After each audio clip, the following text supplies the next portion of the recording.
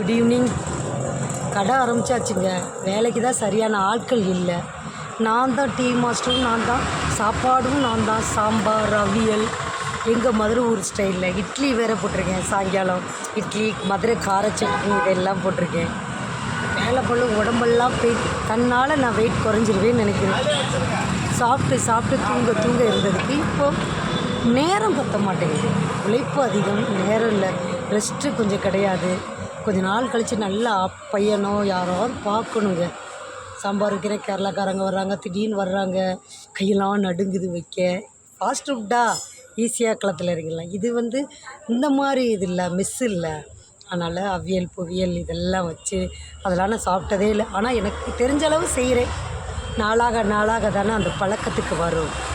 ஆமாம், நீங்களும் வாங்க. என் சாம்பார்லாம் நல்லா தான் வைப்பேன். இப்போ உங்களோட பேசணுமேன்னு பேச கூட ஆவி லவ் யூ. வாங்க. இட்லி, சட்னி எல்லாம் உண்டு.